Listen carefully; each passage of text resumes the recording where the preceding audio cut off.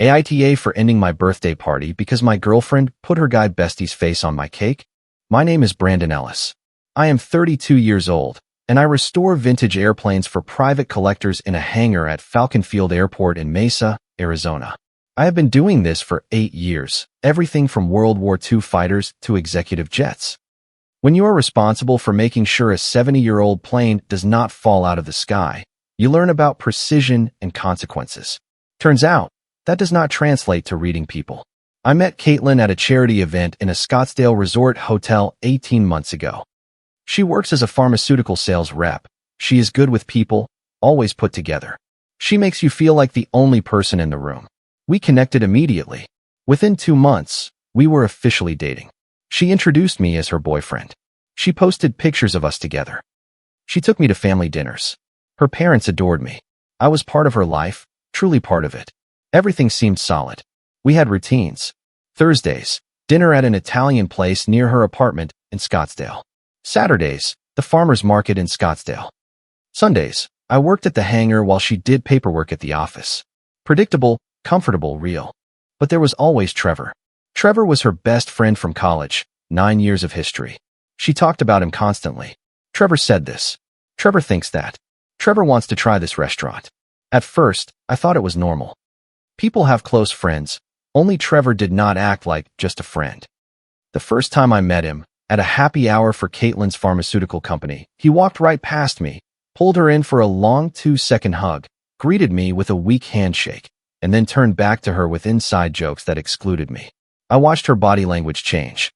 She leaned toward him, laughed louder, touched his arm. When I brought it up later, she shut the topic down. She said I was making it weird. I let it go. Mistake number 1.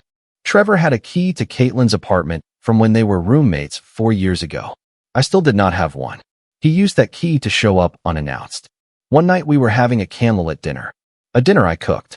Seafood pasta, red wine from Napa Valley, the table fully set. Trevor walked in at 8, grabbed a plate, and sat between us. Caitlin handed him a fork as if it were the most normal thing in the world. He spent an hour talking about his divorce while I became invisible. When he left, I asked her why she did not tell him we were on a date. He needed someone to talk to, she said. I suggested he could come back another day. She accused me of being inflexible. That became a pattern. He would show up on our movie nights. He would text her at 2 in the morning while we were in bed. He called me Brand, even though I corrected him 3 times. Thursday nights became his permanent spot at her apartment. I stopped going. Caitlin said I was being petty. The real boundary test came 4 months later. A group dinner at a restaurant in Old Town Scottsdale. 8 people, all couples. Caitlin and I arrived early. I grabbed a spot at the communal table. I went to the restroom. I came back and found Trevor sitting in my seat, the seat next to Caitlin. My jacket was still on the back of the chair. He had moved it to the end of the table. He had his arms stretched out behind Caitlin's chair, leaning in close, whispering something that made her laugh. That genuine laugh, not the polite one. I stood there for 10 seconds waiting to see what she would do. Nothing. She saw me there, made eye contact. Then she turned back to Trevor and continued the conversation. I walked to the end of the table, grabbed my jacket, pulled a chair from another table, and sat next to a guy from Caitlin's work I had seen once.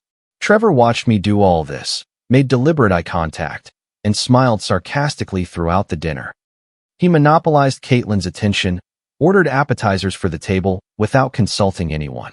He told stories where he and Caitlin were the main characters with inside jokes that excluded everyone else. At one point, he shared food from his own fork with her. She laughed and let him. I stayed at the end of the table making small talk with strangers while my girlfriend let another man act like her partner. On the way home, I told her, "Get your friend in line." "What do you mean?" "He took my seat. You saw me standing there. You let him stay for 2 hours. It is just a seat." "Brandon, are you being insecure?" "I am not insecure. I am watching you let another man sit in my place, put his arm on your chair, and share food with you while I chat with strangers." She stayed quiet for a minute. Then she took my hand. She apologized. She said Trevor did not read social cues well, that he was needy because of the divorce. She promised she would talk to him. I believed her.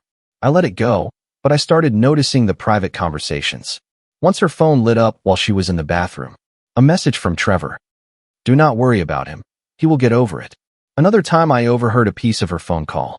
I know. He is just sensitive about boundaries. You did nothing wrong. She was playing both sides. She was telling me she would fix things, and then telling him I was overreacting. 6 months into the relationship. A friend's wedding. Trevor made a toast to Caitlin about how she was there for him at his lowest point, how she was the most loyal person she knew, how any man would be lucky to have her. Everyone clapped. I stood there, feeling like the backup dancer in my own girlfriend's show. A week after the restaurant scene, Caitlin showed up at my hangar unannounced. Weird. She did not like the hangar. She said it smelled like oil and old metal. She said she had thought about what I told her regarding Trevor. She wanted to show me that I mattered to her. She pulled a key out of her pocket, her apartment key. I took it. It felt significant. She explained that Trevor had his for years, but me having one meant something different. Trust, that she was choosing me. I should have asked her to take Trevor's key away. I should have made that the condition. But I did not want to force things. I did not want another accusation of being controlling. The months went on. Trevor showed up at Caitlin's family cookout, acting like he was personally invited. Her dad greeted him like a son. Her mom asked for his opinion before mine. Her sister made a comment about how weird it must be to have a boyfriend when your best friend is practically already your husband. Caitlin laughed. It was not funny. The worst part came on a trip to Sedona. Caitlin booked a cabin for a romantic weekend. Just the two of us. I arrived and Trevor's SUV was parked outside. Inside were Trevor, Caitlin's sister, and her boyfriend. I decided it would be more fun with more people, Caitlin said. Trevor took the master bedroom without asking. Caitlin insisted we stay in the small room because Trevor needed space. The second night, I woke up at 2 in the morning. Caitlin was not in bed. I found them on the terrace.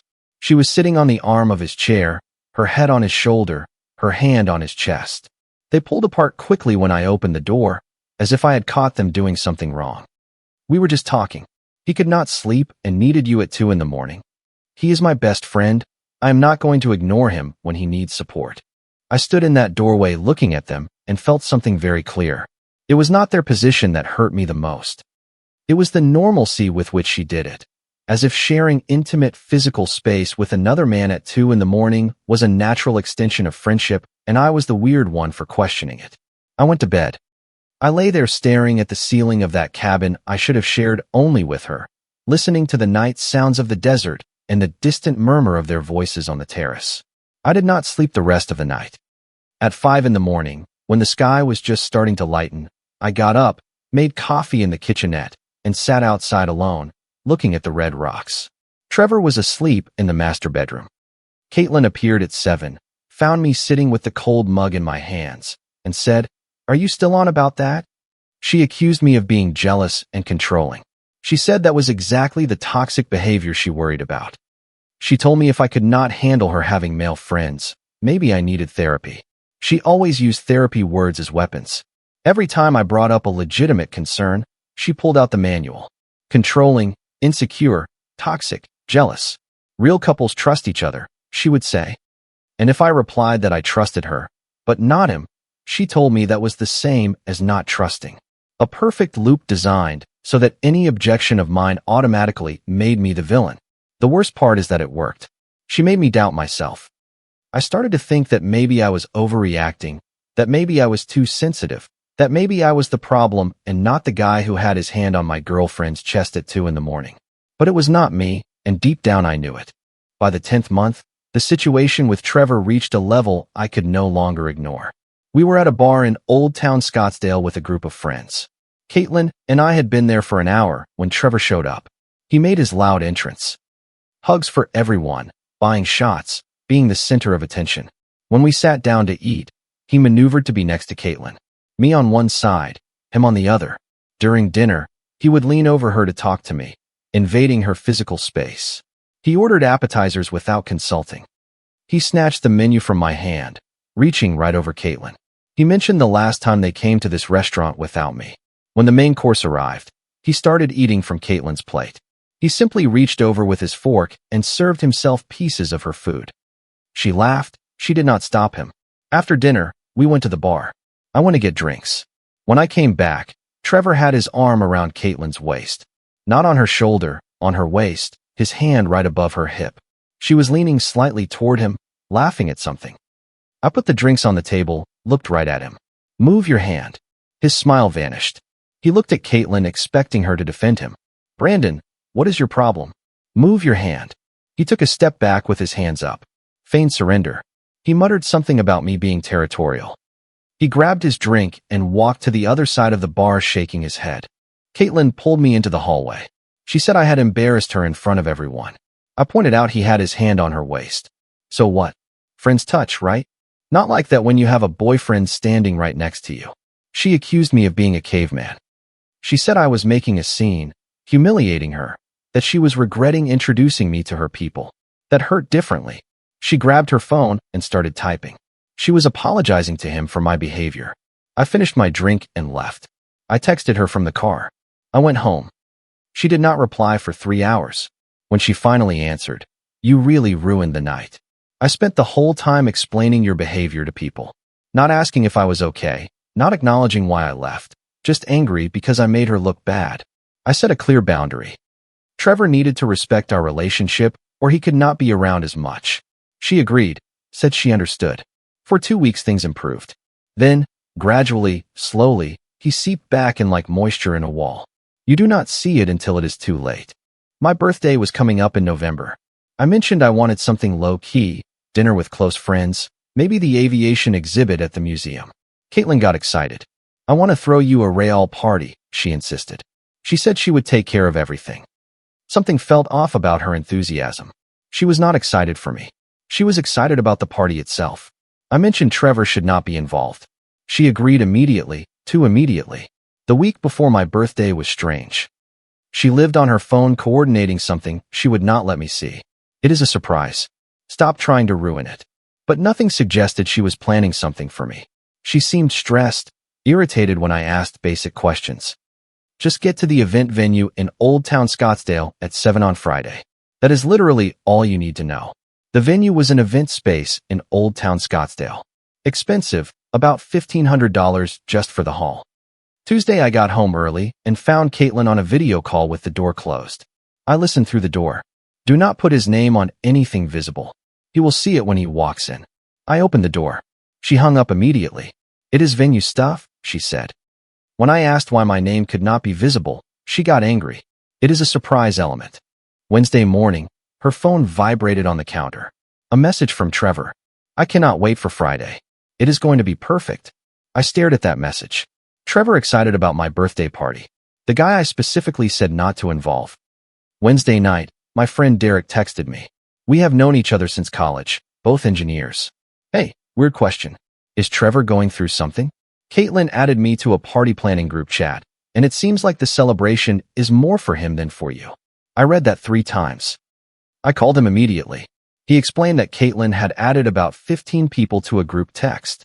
She said it was a big celebration and that Trevor really needed to feel the support this year, and that Brandon's birthday was the perfect occasion to make it special. Derek sent me the screenshot. Group, party planning, November 22nd. Message from Caitlin. "I am super excited to get everyone together to celebrate someone who has been through so much this year. Trevor really needs to feel the love from the people close to him. Brandon's birthday is the perfect occasion to make it special." I saved that screenshot. I knew I was going to need it. When Caitlin got home, I was sitting in the living room. "Trevor is going to that party." Her face changed. Guilt for a second, then defiance. "Why are you obsessed with Trevor? It is your night." That is not an answer. He might drop by for a bit. I cannot control who shows up. I showed her Derek's screenshot. Her saying in the group that the party was actually for Trevor, that my birthday was just a convenient date. She went pale, asked who told me. I asked her if that mattered. I pointed out she lied. She said she did not lie, that she was trying to do something nice for both of us. Trevor was going through hell with the divorce and losing his job. She thought she could combine things. I told her my birthday party was not logistical efficiency. She accused me of being selfish. That is exactly the toxic behavior I am talking about. I stood up. I told her I was going to the hangar, that when I got back she needed to decide if that party was for me or for him, because it could not be for both. She did not answer. Friday arrived. At 6:45, I walked past the event venue in Old Town Scottsdale. I looked through the windows. The space was set up, decorations, tables, a banner I could not quite read. At 6:50, Trevor showed up, not as a guest, carrying a box, walking in like he was part of the setup crew. I waited until exactly 7. Then I walked in. The place was full, 30, maybe 40 people. A DJ playing music in a corner. Soft, upbeat music that I never liked, but that Caitlin played at all her parties. People laughing with drinks in hand. The space was beautiful. High wooden beam ceilings, warm desert tones, that expensive southwestern visual of Old Town Scottsdale that charges by the square foot of history. The decorations were generic, silver and black balloons, streamers, basic stuff. Nothing personal, nothing that said this was thought out for Brandon, not a single aviation reference, not a picture of a plane, not a single detail suggesting whoever planned this knew the birthday boy.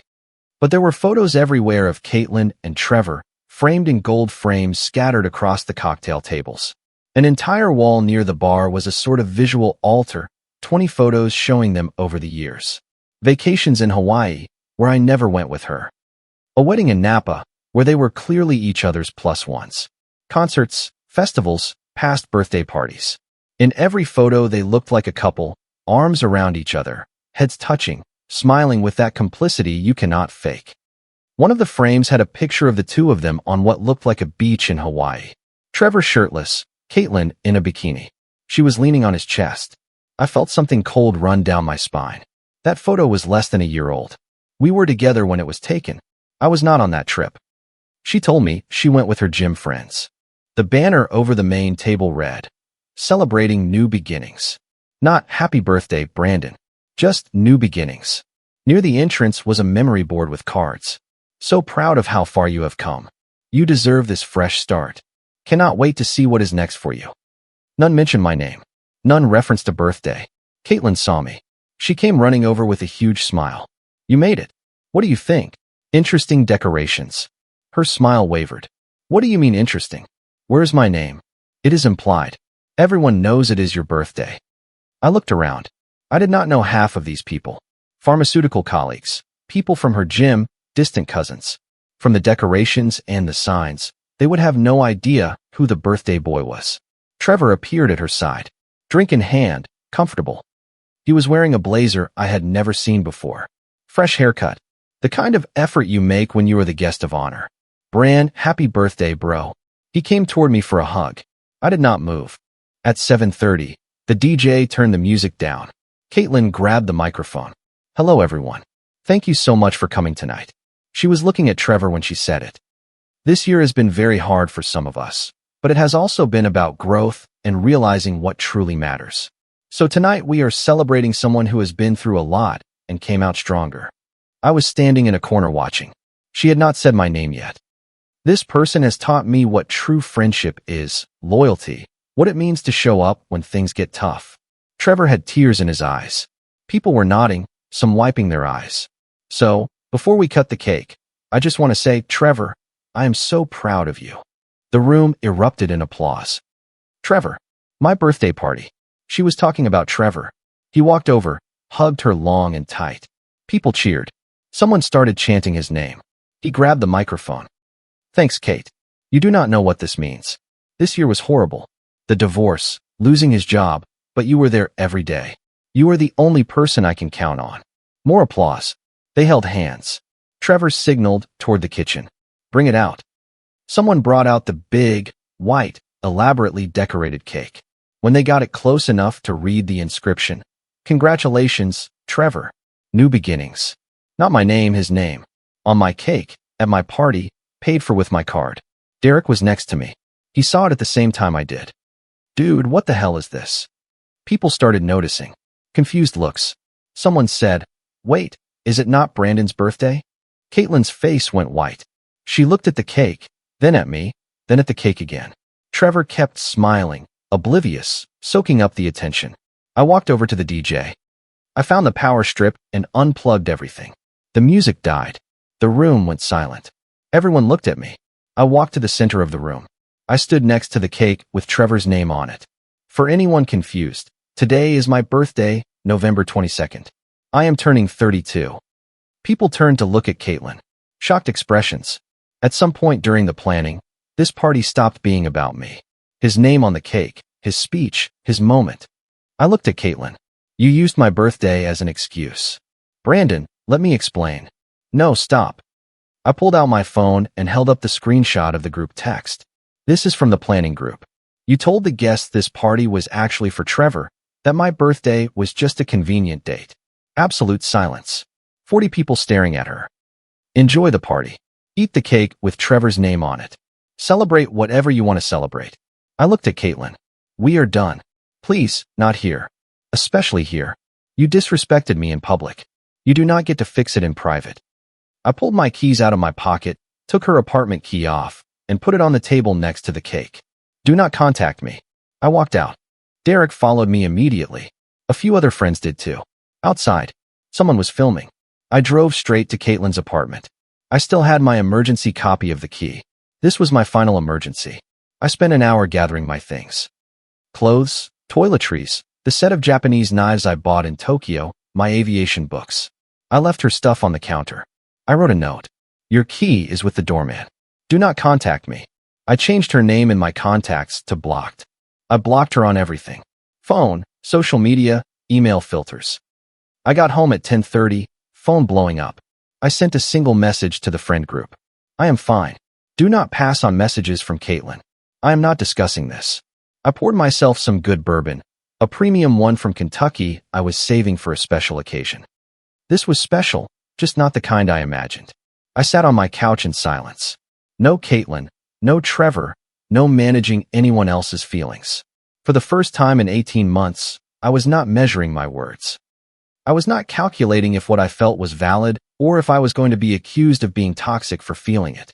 I just existed. An existence without pressure felt like oxygen after being underwater for too long. I felt I could breathe again. I took out my phone and wrote an email to the bank to initiate the chargeback the next day. Then I wrote another email to the locksmith who changed my locks months ago, asking if he could do the same with mine. Even though Caitlin never had a key to my house, I wanted everything to feel new, clean, like when I restore a plane and replace every last rivet, even if the original still works. At 11, the doorbell rang. The camera showed Trevor. I spoke to him through the intercom. Get lost. We need to talk man to man. There is nothing to talk about. Get lost. He tried the pity angle. He said Caitlin was destroyed, crying, not eating, that he had never seen her like this. I almost laughed. I pointed out the irony to him. I had heard her at my birthday party with another man's name on the cake. He said it was a misunderstanding. He said I was overreacting.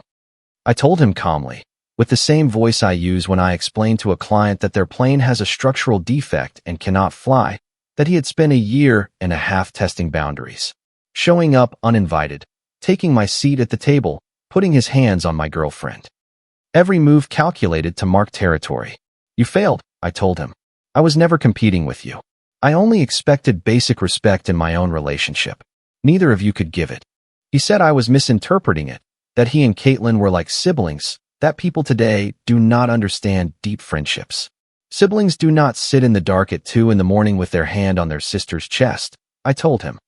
Siblings do not take their sister's boyfriend's seat and smile sarcastically all night. And siblings definitely do not put their name on someone else's birthday cake. Silence. I told him if he showed up again, I would call the police and file a harassment report. He left, got in his SUV, stayed there for a few minutes, probably calling Caitlin, and then drove off. I poured myself another bourbon. Saturday, I canceled everything.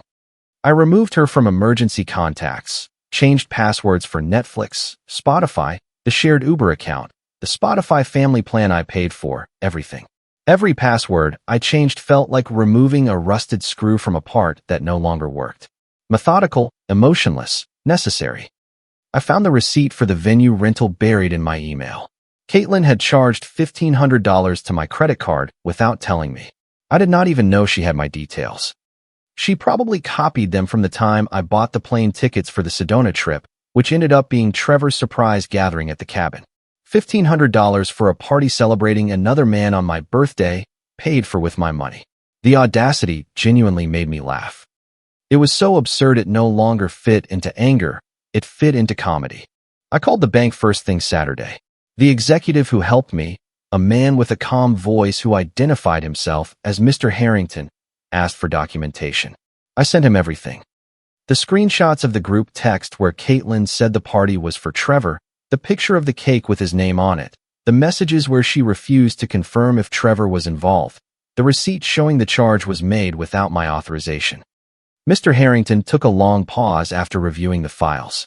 "Mr. Ellis," he said with the voice of someone who has processed thousands of chargebacks but had just seen something new.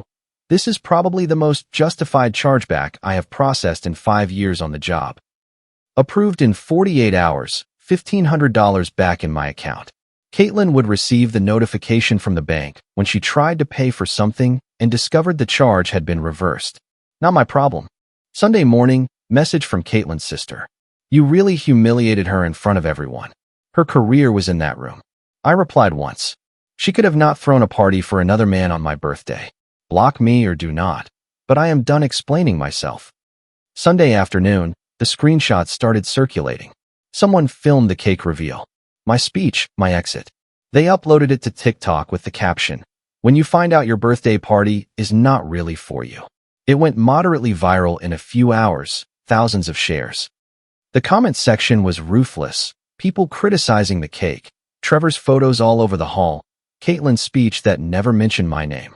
But I did not post it, I did not share it, I did not comment. I simply let the truth speak for itself because I learned something working in aviation. When a plane has a structural defect, you do not need to point it out with a sign, you just need to let it fly. The defect reveals itself. It always reveals itself. The weeks that followed were the public collapse of both of them. Caitlin's pharmaceutical company had its year-end event. She took Trevor as her +1. Someone recognized him from the leaked party video. Within 30 minutes, people were whispering. Her boss pulled her aside and suggested she bring more appropriate guests to company events. Trevor got stubborn at the bar, made a joke about being the real man in Caitlin's life. Security threw him out. Human Resources called her in on Monday to talk about professional boundaries. The mutual friend group went cold on both of them. Plans were made in group chats that did not include them. Derek told me Caitlin tried to host a Christmas party. 20 invitations, 3 people showed up. They stayed for an hour. She spent that time trying to reframe the birthday party as a misunderstanding. Derek's girlfriend cut her off. We all saw the video. We all saw his name on the cake. In December, Caitlin sent messages to mutual friends asking them to pass notes to me. Everyone told her to respect the no contact. She tried calling from different numbers. 3 in a single night. All from prepaid phones she probably bought at a convenience store. I blocked them all. She sent a letter to my hangar. 3 handwritten pages with that cursive handwriting that I used to find elegant and now felt like a contract someone wanted me to sign without reading the fine print. My assistant, Eddie, grabbed it before I saw it. "Do you want it?" "Shred it." Eddie put it in the hangar's paper shredder, the industrial one, the one we use for confidential aviation documents. And the sound of that letter turning into confetti was more satisfying than any answer I could have given her. January, Caitlin's sister got engaged. She invited me to the engagement party via text with a message that tried to be casual, but was clearly carefully drafted so I would not feel pressured. I asked if Caitlin and Trevor would be there. When she said yes, I politely declined. I sent a gift, a set of cut crystal glasses I bought at an antique shop downtown wrapped with a card that said, "Congratulations, wishing you all the best, Brandon." I found out later that Caitlin spent the party crying in the venue's bathroom, while Trevor got drunk on cheap whiskey and flirted with one of the bridesmaids, a 22-year-old girl who recorded him on her phone while he told her she was the most beautiful woman at the party. The video circulated among the cousins that same night. The family was mortified. Caitlin's mom called Trevor a shameless jerk in front of everyone. He left, slamming the door. Caitlin followed him 5 minutes later. In February, I ran into Caitlin's mom at a coffee shop. "Brandon, so good to see you." "Likewise, ma'am. I want you to know we did not know what she was planning. If we had known, we would have stopped it." "I appreciate that." "She is not doing well. Trevor is not a good influence. Now she is stuck with him, and everyone else pulled away. It was her decision." "I know. I just wanted you to know we are very sorry. You deserved better." March was when everything publicly fell apart. Caitlin and Trevor fought badly at a wedding in Sedona. Something about Trevor flirting and Caitlin accusing him of abandoning her when she needed support. Security kicked them both out. The bride was furious. Derek sent me the video. Caitlin yelling at Trevor in the parking lot while he laughed. "You threw away a good man for this," someone said off camera. She had no answer. Caitlin and Trevor made their relationship official in April. Everyone had the same reaction. So it was what we thought. They lasted 6 weeks, ended dramatically. Trevor posted that Caitlin was too needy and did not respect boundaries. Neither of them saw the irony. By April, I had already moved on. I met someone at an event at the Aviation Museum near the airport. Emily Sutton, curator of the Arizona Aviation Exhibits. Smart, direct, resolute, 30 years old, short hair, thick-rimmed glasses. The kind of woman who looks you in the eyes when she speaks and does not pull out her phone while you are telling her something. Our first date was at the museum cafeteria, surrounded by airplane models and black and white photos of pilots from the 1940s. She told me about an exhibit she was setting up on American military aviation in World War II, and I told her about the P-47 Thunderbolt I was restoring in my hangar. Her eyes lit up, not out of politeness, but genuine interest. She asked me to take her to the hangar to see it. No one had ever asked me that before. Caitlin never even stepped foot in the hangar. 3 dates in, and she asked me where I saw things going. "I like you. I would like to keep seeing you exclusively, if you are interested." "I am interested." Just like that. No games, no competing with a best friend, no measuring if my discomfort was valid or toxic. Just two adults who like each other and say it clearly. A year after the party, I was having dinner with Emily celebrating her promotion. She spent 20 minutes telling me about her plans for a new military aviation exhibit, genuinely interested in my work, treating me like an equal. This is how it should be, without competing with anyone, without managing someone else's insecurity while mine is ignored. Just mutual respect and someone excited to build something with me. My phone vibrated. Unknown number. Preview. "Brandon, we need to talk. Meet me at the venue tomorrow at 7. I will be there, whether you come or not." I stared at it for 3 seconds. Blocked. Deleted. I did not reply. Emily noticed. "Everything okay?" "Just spam." She went back to talking about the exhibit. I went back to listening. The next night, at 7, I was in my hangar working on an R-2600 engine from 1944, detail work that requires total attention. My phone was on silent. Caitlin was sitting at the venue in Old Town Scottsdale waiting alone. Some people believe you owe them closure, that you are going to fix what they broke just so they can feel better. It is not going to happen. Emily walked into the hangar. "Dinner is ready. I am coming." She kissed my forehead and went back inside. I tightened the last screw. I wiped my hands with a rag that smelled like motor oil and old metal. The exact same smell Caitlin said she could not stand. And I followed her. I am 32 years old. I am with someone who truly wants to be with me. My restoration business is doing well. I just finished a 1944 P-47 Thunderbolt that is going to an air show next month. Life is good. Last month, Caitlin's sister ran into me at that downtown coffee shop. The conversation I told you about at the beginning. Just so you know, she talks about you all the time. She tells everyone you were the one who got away. I was not the one who got away. I was the one who walked away. We chatted for a few more minutes. We said goodbye. Emily asked me later. Was it weird? No. Old news. Do you regret leaving? Someone who put another guy's name on my birthday cake? Not once. She laughed. Just last week, Trevor tried one last time. Unknown number.